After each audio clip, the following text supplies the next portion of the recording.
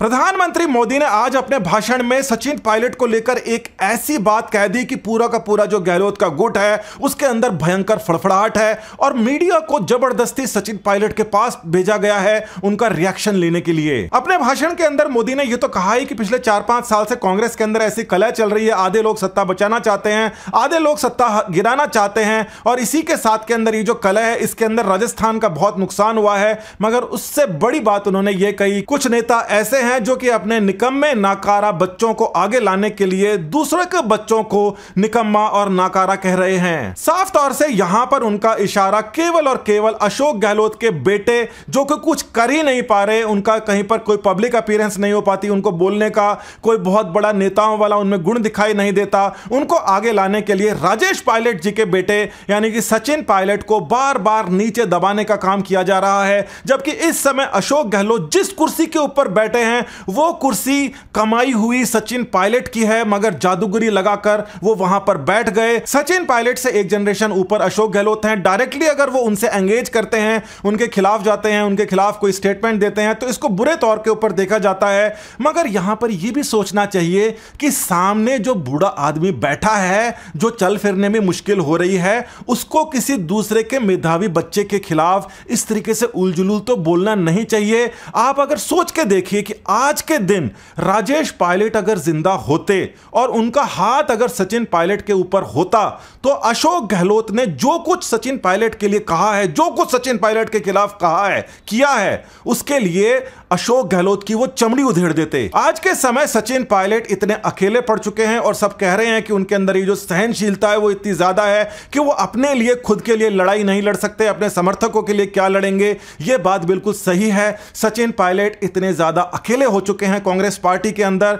और आला कमान जो है उनका अगर कोई फैसला ठीक होता तो आज कांग्रेस की ये हालत पूरे देश भर के अंदर नहीं होती, ऐसा एक्सपर्ट्स का मानना है। तो जैसे ही प्रधानमंत्री मोदी ने ये वाली बात कही उसके बाद में बहुत सारे मीडिया वाले सचिन पायलट के पास पहुंचा दिए गए और मोदी के लिए उन्होंने कई सारे सवाल दागे। मतलब आप ये बात को देखिए कि गहलोत के हाथ के अंदर इस समय मीडिया है, सबको पता है, उनके जो एडवर्टाइजमेंट है उनका आपको सबको पता है। वो जन सम्मान करके कोई जो एक स्कीम सी निकाली थी, सारे कांग्रेसियों को उन्होंने सारे जन सम्मान बना दिए। 2-2 लोग नहीं देखते उनको भी उन्होंने पैसे बांट दिए और ढंग के लोगों को कुछ दिया नहीं। तो ये सारे के सारे सचिन पायलट के पास में पहुंचते हैं और वो प्रधानमंत्री मोदी के बारे में कई सारी बातें कहते हैं, मगर ये वाली बात पूछने की कोई हिम्मत नहीं करता। या तो उन्होंने किसी ने भाषण सुना नहीं या सबको ये बात पता थी, कुछ भी पूछ लेना, मगर इस वाली बात के ऊपर बात नहीं करना। सचिन पायलट भी वैसे बहुत ही सुलझे हुए खिलाड़ी हैं, उनको ये बात अच्छी तरह पता है। उनके जो हाव भाव थे उसको देखकर साफ पता पड़ रहा था कि वो पूरा भाषण सुने हुए हैं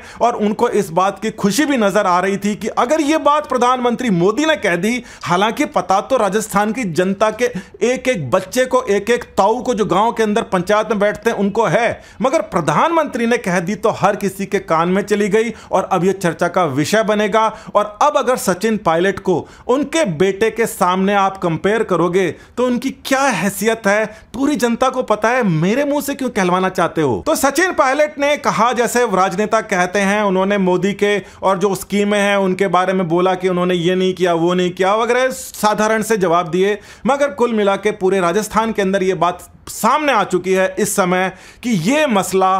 कांग्रेस के लिए बहुत ही भारी पड़ने वाला है। और जो कांग्रेस है जिसके ऊपर अशोक गहलोत ने कब्जा कर लिया है, चाहे वो फंडिंग का चक्कर हो कि यहां से कुछ जो पैसा आगे जाता है वगैरह नहीं जाता है, वो वाला सिस्टम हो कि कांग्रेस को आखिर फंड कौन करेगा, या कोई दूसरा चक्कर हो, उस सबके अंदर जो ये टिकट बंटवारे वाला जो मसला जिस प्रकार से बीजेपी में चल रहा है, कांग्रेस के अंदर आने वाले समय के अंदर देखा जाएगा। और वो सारा का सारा जो मसला चल रहा है इस समय बीजेपी की जो लिस्ट है, उस लिस्ट को भी, जो कुछ लिस्ट को तो ये जारी कर रहे हैं और कुछ को बाद में करेंगे, इस प्रकार की बहुत ही अच्छी पुख्ता सबूत आ रहे हैं, हर तरफ से यही आ रहे हैं, मगर फिर भी मोदी शाह का कोई भरोसा नहीं होता। मगर उस लिस्ट के अंदर जो चीज हम भी देखना चाहते हैं, जनता भी देखना चाहती है, और जो उसके अंदर बताएगा कि सचिन पायलट के गुट के लोगों के सामने कौन कौन से आदमी ऐसे बीजेपी खड़ा कर रही है, और उससे यह पता पड़ेगा कि कांग्रेस के अंदर अगर सीट के बंटवारे में इन लोगों को अगर सीट नहीं मिलती तो क्या ये बीजेपी में आ सकते हैं या फिर ये बाहर रह रहकर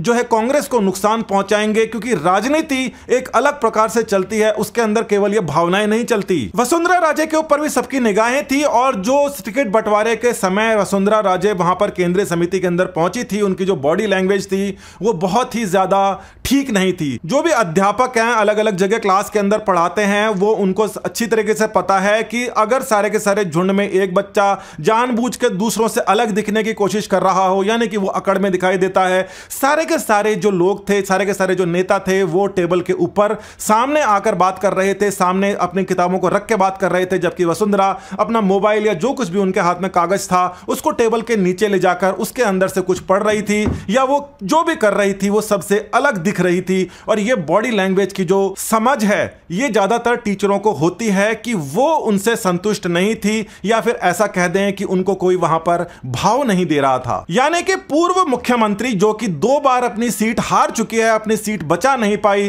पहले वो इसलिए जीती थी क्योंकि उनको कोई जानता नहीं था, और बाद में वो इसलिए जीती थी क्योंकि उस समय मोदी लहर चल रही थी। तीसरी बार उनको यहां पर आने से पहले यह जवाब देना पड़ेगा कि आप पिछले 2 बार हारे क्यों थे। अभी जो टिकट बंटवारे का जो समय चल रहा है ये बहुत ही महत्वपूर्ण चल रहा है। कुछ दिनों के अंदर यह बात को क्लियर किया जाएगा कि कांग्रेस के जो टिकट हैं और जो बीजेपी के टिकट हैं किस प्रकार से ये बांटे जाते हैं। कांग्रेस के अंदर भी जो जिस हिसाब से लोगों ने अपनी तिजोरियां भरी हैं, जिसको टिकट आप नहीं दोगे उसके पास में ऐसी पावर आ चुकी है कि वो सामने वाले को आराम से निपटा देगा। और बीजेपी के अंदर भी जो पिछले शासनकाल थे, जो ऐसा भ्रष्टाचार हुआ था जिसके बारे में सचिन पायलट कहते हैं, अगर ऐसा हुआ था तो उनकी भी तिजोरियां भरी पड़ी हैं जो कि वो दूसरे बीजेपी वाले को हरवा सकते हैं। कुल मिला के इस बार इलेक्शन कमीशन देखना पड़ेगा कि क्या करता है, क्योंकि खुले जो पैसे हैं उनका नंगा नाच होने की संभावनाएं बन रही हैं। सबसे बड़े मुद्दे जो कि मोदी ने अपने भाषण के अंदर कवर किए वो था रीट वाला मामला, जो कि केवल और केवल उसके अंदर ध्यान आता है तो केवल और केवल किरोड़ी लाल मीणा ध्यान में आते हैं, या फिर उसके बाद में सचिन पायलट ध्यान आते हैं। दूसरा उन्होंने जल का मुद्दा उठाया था जिसके अंदर केवल और केवल गजेंद्र सिंह जी शेखावत सामने आते हैं, और साथ ही के अंदर उन्होंने महिलाओं का भी मुद्दा जो उठाया है वो तो देशव्यापी चल रहा है, वो कोई राजस्थान स्पेसिफिक नहीं है, मगर वो इसका एक यहां पर एक्सपेरिमेंट करने वाले हैं, ज्यादा से ज्यादा महिलाओं को सीट देकर, और राजस्थान के अंदर वो पहुंचेंगे। अशोक गहलोत का जो गुट है वो इस समय सबसे ज्यादा कमजोर है और वो इस समय कई गलतियां करने के लिए बिल्कुल तैयार दिखाई देता है। देखना यह है कि क्या वो गलतियां करेंगे नहीं करेंगे, और बीजेपी उसका फायदा किस प्रकार से उठाएगी, क्योंकि बीजेपी के समीकरण में फिलहाल वसुंधरा राजे शामिल तो नहीं है। बीजेपी के समीकरण में केवल इस समय बीजेपी शामिल है और कांग्रेस के समीकरण के अंदर अलग अलग नेता शामिल हैं। नमस्कार, धन्यवाद, जय हिंद।